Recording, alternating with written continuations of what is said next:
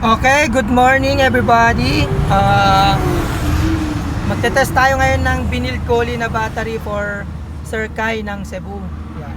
Ito yung kanyang battery, yan yung current status. Full charge siya. Yan. Yung kanyang battery. Pang-apat ko na yata na build to. Yes, pang-apat. Then, yung controller natin ay stock pa rin. Check natin sa likod. Tumatama kasi itong preno eh. Kaya nabubutas yan.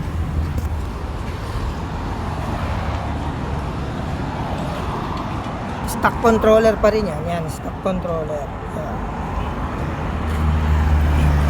Stock motor yan. Stock motor. 500 watts. Ito yung ating e-bike. Then, i-on na natin to. Yan yung kanyang status ay 54.7 yan. So 00 yung time, kilometers 00. Then syempre may GPS ulit tayo. Yan, GPS to speedometer. So, pwede na tayo mag-start. Dito makikita yung average speed, maximum speed, tapos current speed, tsaka yung total distance travel para ma-compare natin dito tsaka doon, same sa mga previous videos natin. So let's go, start. So majority of the tests na gagawin natin uli ay medium. Yan, medium. Okay, larga na ako, mamaya uli. Yung date pala natin ngayon ay yan, September 29. Yan, September 29. So, yan. Update ulit ako maya after 1 hour. Matagal-tagal na testingan ulit ito. Mga 2 hours na naman. Okay? After 1 hour mag-video ulit ako. Ayan. After 1 hour, yan. Voltage dito sa dashboard ay 51.6. 1 hour 2 minutes travel. Then ang distance sa dashboard ay 23.4. Time check, yan, 9:24. 1 hour 1 minute. Tapos ang average speed natin ay 16 kilometers per hour. Then maximum speed 29. Distance traveled, gaya ng sabi ko, magkaiba yan doon, 17.37. Majority of the rides naka medium. Check natin yung ating battery. Okay siya, walang kainit-init. Yung wire, wala. Goods na goods. So, continue natin yung ating biyahe. Check ulit ako after 1 hour. Okay? Pakita ko pala yung battery. Yan, dito 52.39. So, 51.8. So, yun yung status. Yan, tignan nyo na lang. 25Ah yung battery capacity. Okay, mamaya ulit after 1 hour.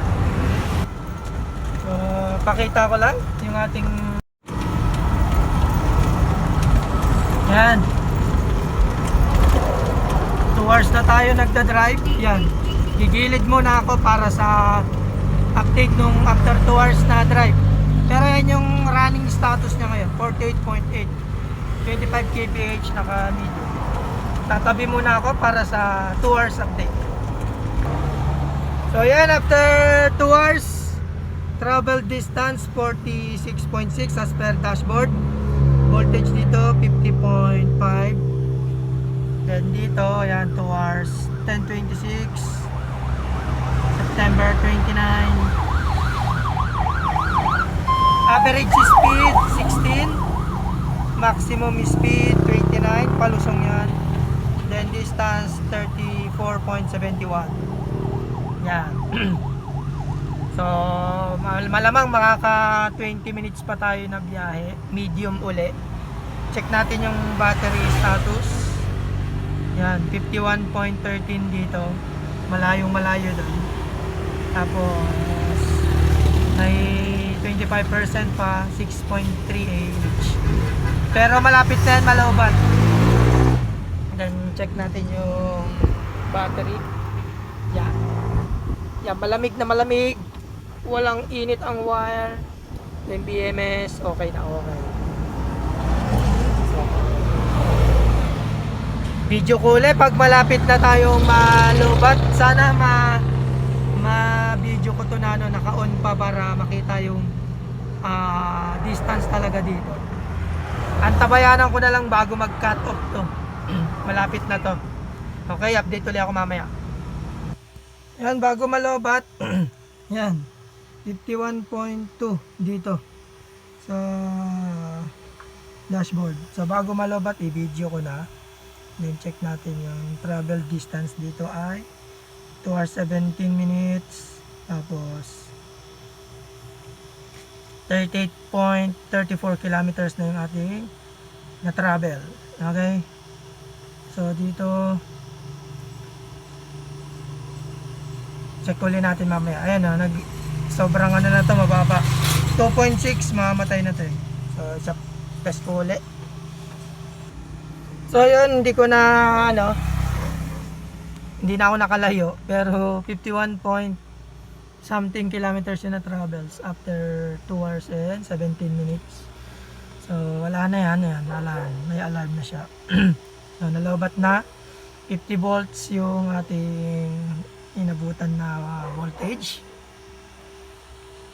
Then check natin yung ating time, 2 hours and 20 minutes, 35 kph. Palusong to, kanina palusong. Then travel distance 38.43, average speed 16 km per hour. So far walang naging problem. Ito ulit, check natin. Yan, dito ulit ako paikot-ikot. Yan, September 29. So ito yung ating battery, walang problema. Yan, goods na to at pwede na nating i-ship kay Sir Kai ng Cebu. Okay? So hanggang dito na lang muli sa susunod uli na video. Bye bye mga ka-herbs.